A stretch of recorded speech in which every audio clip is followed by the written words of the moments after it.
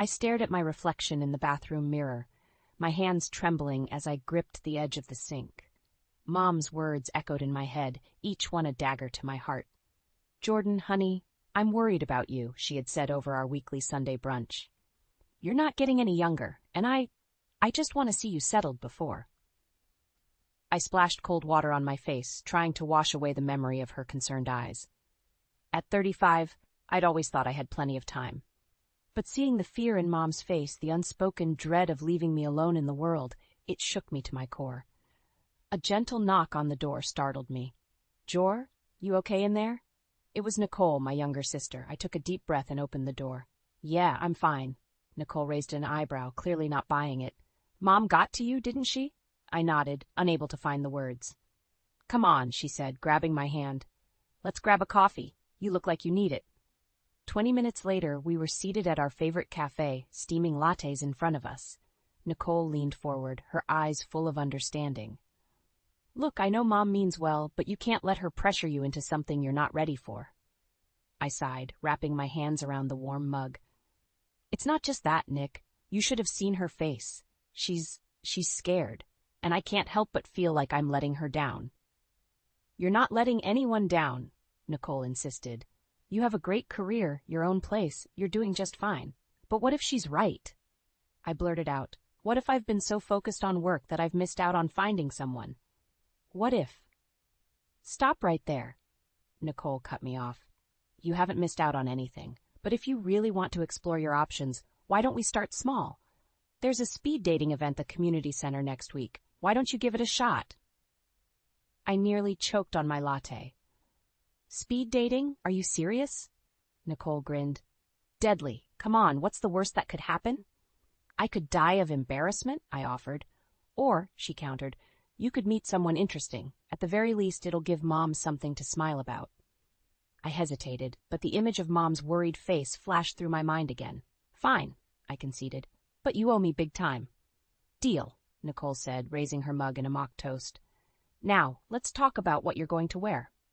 The next week flew by in a blur of work deadlines and increasingly panicked phone calls with Nicole. Before I knew it, I was standing outside the community center, my heart pounding like a jackhammer. "You can do this," I muttered to myself, smoothing down the new dress Nicole had insisted I buy. "It's just a few hours. No big deal." I took a deep breath and pushed open the door. The room was already buzzing with activity, filled with nervous laughter and the clink of glasses. I scanned the crowd, feeling overwhelmed. First time, I turned to find a man about my age smiling at me. He had kind eyes and an easygoing demeanor that immediately put me at ease. "Is it that obvious?" I asked, managing a small laugh. He shrugged. "Takes one to know one. I'm Brad." "Jordan," I replied, shaking his offered hand. "Well, Jordan," he said, gesturing towards the room, "what do you say we face this madness together?" For the first time that evening, I felt a glimmer of hope. Maybe, just maybe, this wasn't such a bad idea after all. "Lead the way," I said, following Brad into the crowd, unaware that this simple decision would set in motion a chain of events that would change my life forever. I stood in front of my closet, staring at a sea of muted colors and practical work attire. Nicole's words from our shopping trip yesterday echoed in my mind. "Jordan, you're gorgeous. It's time to let the world see it." With a deep breath, I reached for the vibrant red blouse we'd bought. It felt daring, almost rebellious. As I slipped it on, I caught my reflection in the mirror. For the first time in years, I didn't see a software engineer. I saw a woman. The office was abuzz with energy as I walked in. Heads turned, and I felt a flutter of self-consciousness. "Wow, Jordan!" my colleague Sarah exclaimed. "You look amazing." "What's the occasion?" I felt my cheeks warm. "No occasion, just trying something new." Sarah grinned. "Well, it suits you. You should dress like this more often." As the day progressed, I found myself standing taller, smiling more. The compliments kept coming, each one boosting my confidence a little higher. By lunchtime, I was riding a wave of newfound self-assurance when my phone buzzed. It was Mom. "Jordan, honey," she said, her voice tinged with excitement. "I hope you haven't forgotten about dinner tonight. I've invited the Thompsons. Their son, Mark, is visiting from Chicago. He's a doctor, you know." My stomach dropped. "Mom, we've talked about this. I'm not interested in being set up." But sweetheart, Mark is such a nice young man. Just give him a chance. For me? I closed my eyes, feeling the weight of her expectations. Fine, Mom, I'll be there. The rest of the day passed in a blur of coding and meetings. As I drove to Mom's house that evening, my earlier confidence began to waver. What was I thinking? Trying to change myself? Mom greeted me at the door, her eyes widening as she took in my appearance. Oh, Jordan, you look lovely. Before I could respond, she ushered me into the living room where the Thompsons sat with their son. Mark stood up, offering a polite smile that didn't quite reach his eyes. Dinner was a painful affair. Mark droned on about his medical practice while Mom beamed at us, clearly envisioning wedding bells. I pushed my food around my plate, feeling more out of place with each passing minute. As Mom cleared the dishes, Mrs. Thompson leaned in. So, Jordan, do you have any plans to settle down? A career is nice, but there's nothing like having a family. I felt a surge of anger. Actually, I'm quite happy with my life as it is. The room fell silent. Mom returned, her face a mask of disappointment. Jordan, why don't you help me in the kitchen? Once we were alone, she turned to me. Honey, I'm just trying to help. You're not getting any younger, and stop it, Mom, I snapped, surprising us both. I'm tired of you trying to fix me. There's nothing wrong with my life. Tears welled in her eyes. I just want you to be happy. I am happy, I insisted, but the words felt hollow. The drive home was a blur of conflicting emotions. As I walked into my apartment, my phone buzzed with a text from Nicole. How'd it go with Mom's setup? I sank onto the couch, suddenly exhausted. Disaster, I typed back. I don't know what I'm doing anymore, Nick. Her response was immediate. Come over tomorrow. I have an idea. The next morning, I found myself at Nicole's doorstep, still feeling raw from the previous night's events. Okay, Nicole said as soon as I walked in, her eyes gleaming with determination. We're going to that speed dating event. I groaned. Nick, I don't think. No arguments, she cut me off. You tried Mom's way, now we're doing this my way. As I looked at my sister's resolute face, I realized I had a choice to make. I could retreat back into my comfortable, predictable life, or I could take a leap into the unknown. With a mix of trepidation and excitement, I nodded. All right, let's do it.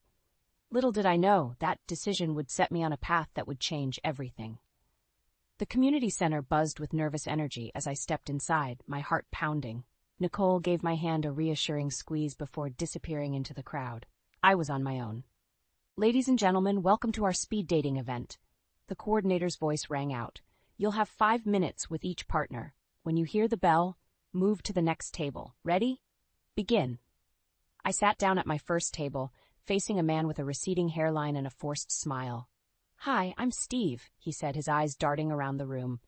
Jordan, I replied, trying to sound more confident than I felt. The next few encounters blurred together, a parade of awkward small talk and feigned interest. By the 4th round, I was ready to bolt.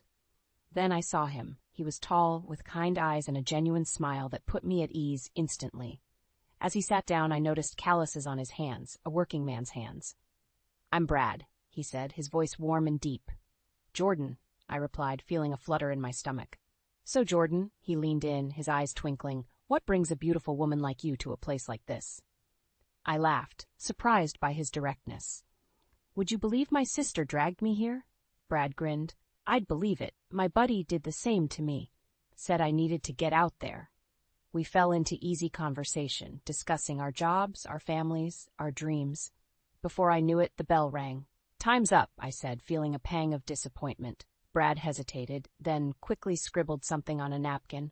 I know we're supposed to wait until the end, but here's my number. I'd love to continue this conversation over coffee sometime. As he moved to the next table, I clutched the napkin, a mix of excitement and trepidation washing over me. The rest of the event passed in a blur. As soon as it ended, I found Nicole waiting by the door. Well, she asked, eyebrows raised. I showed her the napkin. I met someone. Nicole squealed, drawing curious glances. Details now. We headed to a nearby cafe where I recounted my meeting with Brad. Nicole listened intently, her eyes sparkling with excitement. He sounds perfect, Jor, she said. When are you going to call him? I hesitated. I don't know, Nick. What if? No what ifs, she cut me off. You're calling him. Right now. Before I could protest, Nicole had snatched my phone and dialed the number. "It's ringing," she mouthed, handing it back to me. "Hello?" Brad's voice came through the speaker. "Hi, Brad. It's Jordan from the speed dating event." "Jordan, I'm glad you called. I was hoping we could grab that coffee." We made plans for the following evening, and as I hung up, I felt a mix of excitement and terror. The next day, I stood in front of the mirror, scrutinizing my outfit. The red blouse from before felt too bold now. I changed into a soft blue sweater, then back to the red blouse.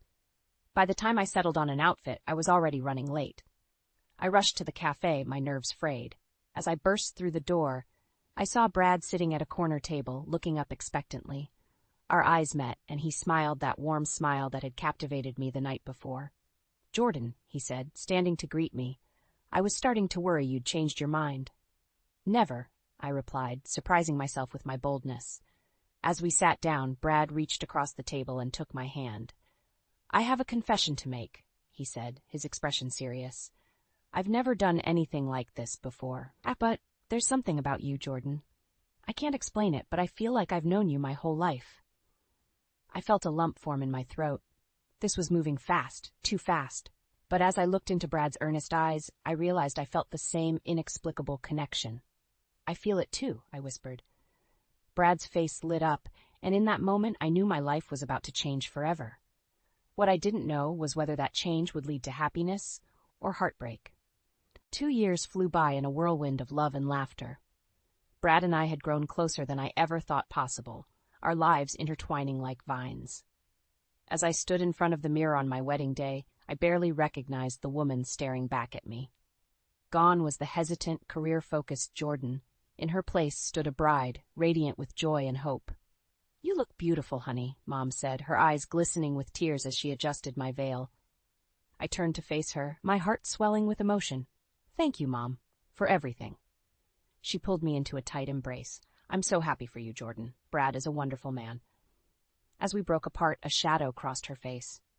"I just wish his family could be here to share this day." I felt a pang of sadness.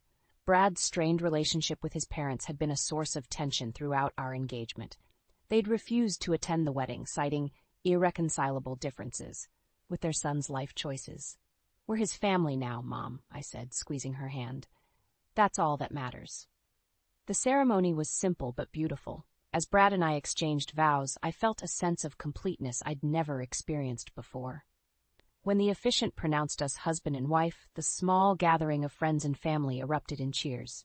At the reception, Nicole cornered me by the punch bowl, her eyes sparkling with mischief. "So, Mrs. Bradford," she teased, "how does it feel to be a married woman?" I laughed, still giddy from the day's events. "Honestly, it feels amazing." Nicole's expression softened. "I'm happy for you, Jor. But—" she hesitated, glancing around to ensure we weren't overheard. "Are you sure about Brad? I mean, with his family situation and all." I felt a flicker of annoyance. "Brad can't help his family, Nick. He's a good man." I know," she said, holding up her hands in surrender.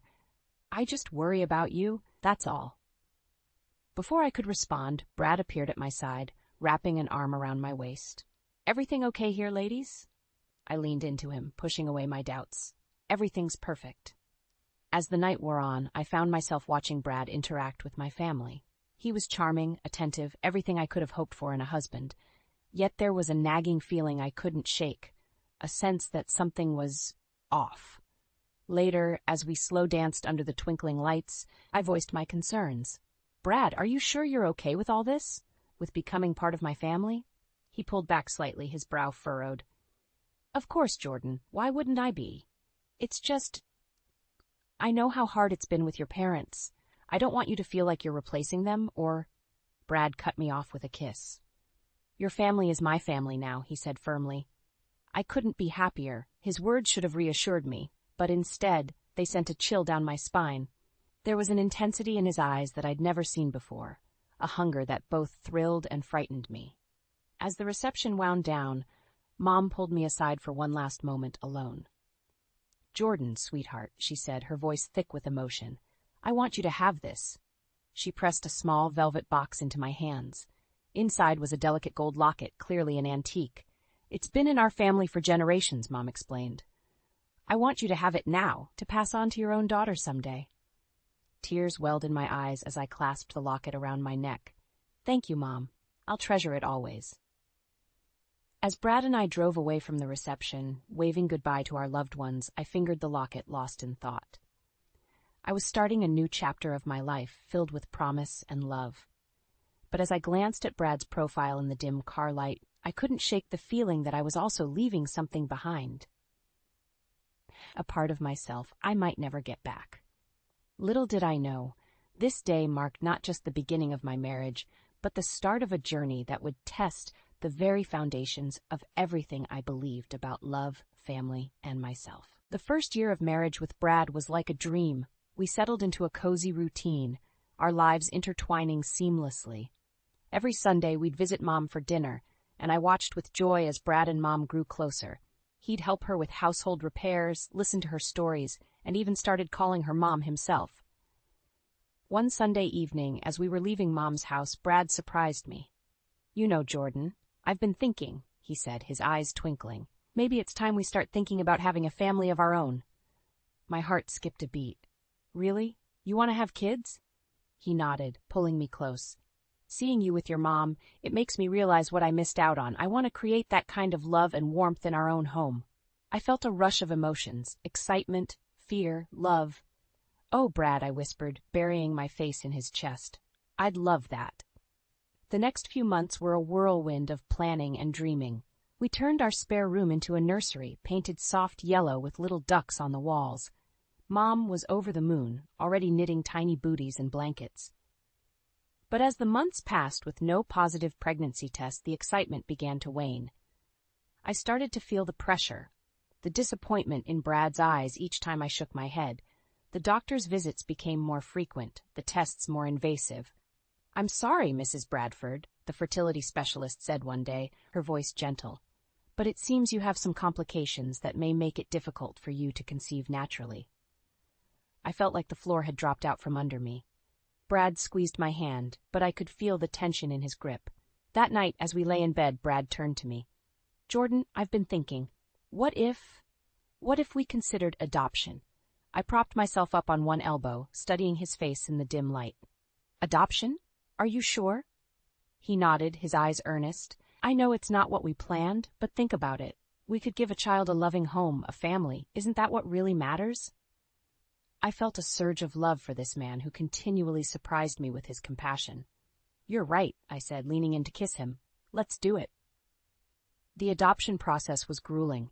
Mountains of paperwork, invasive home studies, and endless waiting. But through it all, Brad was my rock. He never wavered, never complained. His dedication only made me love him more. Finally, after what felt like an eternity, we got the call. A baby girl, just 3 months old, needed a home. We rushed to the agency, our hearts pounding with anticipation. The moment they placed her in my arms, I knew. This was our daughter. I looked up at Brad, tears streaming down my face, and saw the same emotion mirrored in his eyes. "She's perfect," he whispered, gently stroking her cheek. We named her Lily, after my grandmother. As we brought her home, I felt a sense of completeness I'd never experienced before. Our little family was whole. The next few weeks were a blur of sleepless nights and endless diaper changes. But through it all, Brad was there, changing diapers, singing lullabies, and making midnight formula runs. One night, as I watched Brad gently rock Lily to sleep, I felt a twinge of unease. He was so perfect, so devoted. It almost seemed too good to be true. "Brad," I said softly, not wanting to wake Lily, "are you really okay with all this? With adopting, I mean. It's not what we originally planned." He looked up at me, his eyes shining with an intensity that took my breath away. "Jordan, this is everything I've ever wanted. You, Lily, our family. I wouldn't change a thing." His words should have reassured me, but instead they sent a chill down my spine. There was something in his voice, a desperation I'd never heard before. As he turned back to Lily, cooing softly, I couldn't shake the feeling that there was more to Brad's devotion than met the eye. Little did I know, this moment of doubt was just the beginning. The foundation of our perfect life was about to be shaken to its core, and I would soon face a decision that would change everything. The call came at 3 a.m., jolting me from a fitful sleep. Mom's neighbor, Mrs. Caldwell, her voice trembling, told me Mom had collapsed. By the time Brad and I reached the hospital, Mom was already in the ICU. Stroke, the doctor said, his face grim. The next 24 hours are critical. I felt the world tilt beneath my feet. Brad's arm around my waist was the only thing keeping me upright. She'll pull through, he whispered. Your mom's a fighter. But as the hours ticked by, hope dwindled. Mom's condition deteriorated rapidly. By nightfall, the doctor's expression had changed from grim to defeated. I'm sorry, he said softly. There's nothing more we can do. The words hit me like a physical blow. I crumpled into Brad's arms, my body racked with sobs. This couldn't be happening. Not Mom. Not now. As we entered Mom's room, the steady beep of machines filled the air. She looked so small, so fragile in that hospital bed. I took her hand, cold and limp, in mine. Mom, I choked out. Please don't leave me. Her eyes fluttered open, focusing on me with effort. Jordan, she whispered, her voice barely audible. My sweet girl. I leaned in close, drinking in every word. I'm here, Mom. I'm right here. She squeezed my hand weakly. Be happy, sweetheart. That's all I ever wanted for you. Her eyes drifted to Brad, standing silently behind me. Take care of her, she murmured. Brad nodded solemnly. I promise, Mom, with everything I have. Mom's lips curved into a faint smile. Then with a soft sigh, she closed her eyes. The machines wailed as her heart stopped beating. The next few days passed in a blur of grief and exhaustion. Brad took charge of the funeral arrangements, handling everything with quiet efficiency. I moved through the motions like a ghost, barely able to function. The day of the funeral dawned bright and clear, a cruel contrast to the darkness in my heart. As I stood before the mirror, struggling to fasten the clasp of Mom's locket, Brad appeared behind me. Let me, he said gently, his fingers deftly securing the necklace. I met his eyes in the reflection. I don't know how to do this, I whispered. How to live without her. Brad turned me to face him, his hands on my shoulders. You're not alone, Jordan. I'm here. We'll get through this together. At the cemetery, I clutched Brad's hand like a lifeline as they lowered Mom's casket into the ground. Nicole stood on my other side, her daughter Maya pressed close to her leg. As people began to disperse, Brad squeezed my hand. I'll give you a moment alone, he said, moving away. I knelt by the fresh mound of earth, tears streaming down my face. I'm sorry, Mom, I whispered.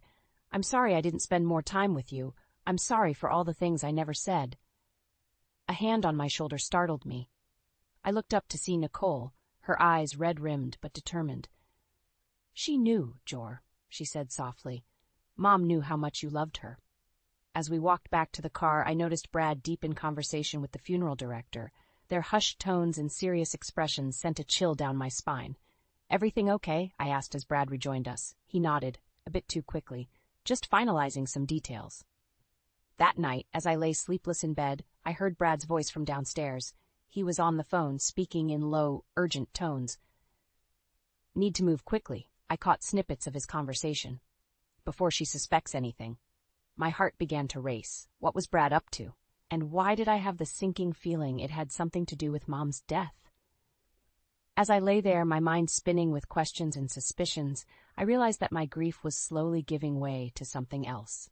A determination to uncover the truth, no matter the cost. Little did I know, the path I was about to embark on would shatter everything I thought I knew about my life, my marriage, and the man I had chosen to spend my life with. The weeks following Mom's funeral were a blur of grief and paperwork. Brad had been my rock, handling everything from the estate lawyers to the endless stream of well-wishers.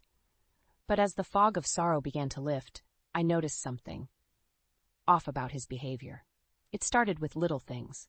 Hushed phone calls that abruptly ended when I entered the room, furtive glances at his phone during dinner. But it was the day I caught him rifling through Mom's old files that my suspicions crystallized into something more sinister. What are you doing? I asked, my voice sharper than I intended. Brad jumped, guilt flashing across his face before he smoothed it into a sympathetic smile. Just organizing some papers for the lawyer, honey. Don't worry about it.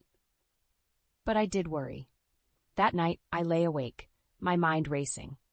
When Brad's phone buzzed with a late-night text, I made a decision that would change everything. The next morning, I waited until Brad left for work before sneaking into his home office. My hands shook as I booted up his computer, feeling like a thief in my own home. It didn't take long to find what I was looking for. A series of emails with a local real estate appraiser. My blood ran cold as I read the messages. Brad had been secretly getting Mom's house appraised. But why? We had agreed to keep it in the family, a place for Nicole and her daughter to live. Suddenly, a noise from downstairs made me jump. Brad's voice called out, "Jordan, you home?" Panic surged through me. I quickly closed the emails and shut down the computer, my heart pounding so loud I was sure Brad would hear it. "Up here!" I called back, trying to keep my voice steady. Just tidying up a bit. That evening, over a dinner I could barely stomach, I decided to confront him. "Brad," I began, setting down my fork. "I need to ask you something." He looked up, his expression guarded. "What is it, honey?" "Why did you have Mom's house appraised?" The color drained from his face. For a moment, he looked like a deer caught in headlights. Then his features hardened. "How did you find out about that?" "It doesn't matter," I said, my voice trembling. "What matters is why you did it behind my back."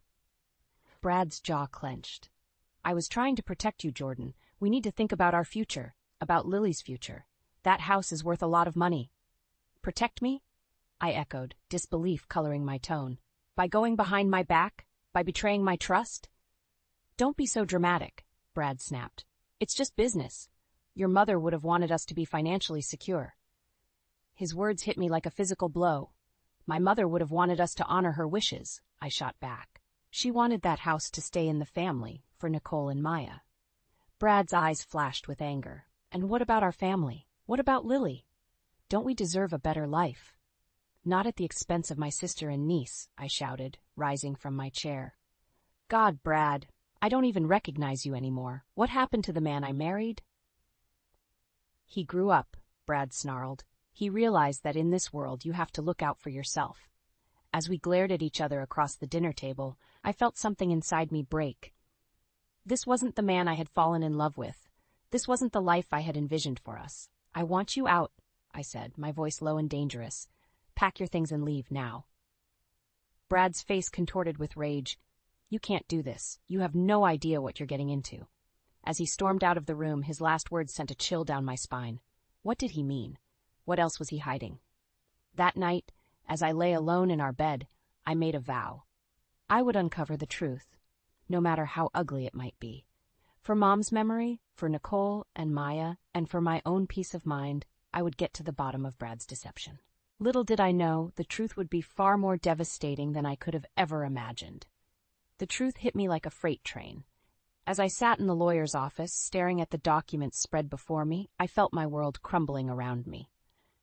Brad, the man I had loved and trusted, had been living a lie. "I'm sorry, Mrs. Bradford," the lawyer said gently, "but it appears your husband has accrued a significant gambling debt over the past few years. He's been using your mother's house as collateral."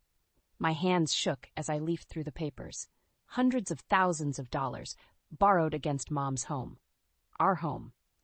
The home that was supposed to be a safe haven for Nicole and Maya. "How?" I choked out. "How could he do this?" The lawyer's sympathetic gaze did nothing to ease the pain. "I'm afraid it gets worse. There's evidence that Mr. Bradford may have, hastened your mother's passing to gain access to the property sooner." The room spun. I gripped the edge of the desk, fighting the urge to be sick. Brad hadn't just betrayed me. He'd betrayed Mom's memory, her trust in him. And for what? For money to fuel his addiction? I left the office in a daze, my mind reeling. As I drove home, a cold determination settled over me. This ends now, I thought. Brad was waiting when I got home, his face a mask of false concern. "Where have you been? Honey, I've been worried sick." I looked at him, really looked at him, and wondered how I had ever been so blind. "It's over, Brad," I said, my voice steady despite the turmoil inside. "I know everything." His facade crumbled instantly. "Jordan, I can explain." "Explain what?" I cut him off. "How you gambled away our future. How you used my mother's house as your personal piggy bank. Or maybe you'd like to explain how you hastened her death." Brad's face went pale. That's not true. I loved your mother. I would never—" "Save it," I spat. "I want you out of this house and out of my life. Now." As Brad packed his things, casting desperate glances my way, I felt a strange sense of calm settle over me. This wasn't the end I had envisioned for us, but it was the end we deserved. Once he was gone, I called Nicole. "Can you come over?" I asked, my voice breaking. And bring Maya. I need you both." An hour later, we sat around Mom's old kitchen table, the same one where we'd shared so many family dinners. I told them everything. Brad's betrayal, the gambling, the threats to our home. Nicole reached across the table, squeezing my hand. "Oh, Jor," she whispered. "I'm so sorry." Maya, wise beyond her years, looked up at me with determination in her eyes. "We'll fix this, Aunt Jordan, together." Looking at their faces, my sister, my niece, my family, I felt a surge of strength. "You're right," I said. "We will fix this. This is our home, and no one is going to take it from us." Over the next few weeks, we formulated a plan. I threw myself into work, taking on extra projects to boost our income. Nicole started a small business from home, selling her handmade crafts online. Even Maya pitched in, offering to tutor younger kids in the neighborhood. It wasn't easy. There were nights when the weight of it all felt crushing. But every morning, I'd wake up to the sound of Nicole humming in the kitchen or Maya's laughter echoing through the halls, and I knew we were going to make it. 6 months later, we gathered around that same kitchen table. But this time, instead of bad news, we were celebrating. We had done it. We had paid off Brad's debts and saved our home. As I looked around at the faces of my true family, I felt Mom's presence stronger than ever. I fingered the locket around my neck, the one she had given me on my wedding day. "We did it, Mom," I whispered. "We kept your home. We kept our family together." Nicole raised her glass. "To Mom," she said, her eyes glistening. "And to us." "To us," Maya and I echoed. In that moment, I realized that sometimes the family you choose is stronger than the family you're born into. Brad had betrayed us, but he had also unwittingly given us a gift, the chance to discover our own strength, our resilience, our love for each other. As we laughed and talked late into the night, I felt a peace I hadn't known in years. This was home. This was family. And no matter what challenges lay ahead, I knew we would face them together.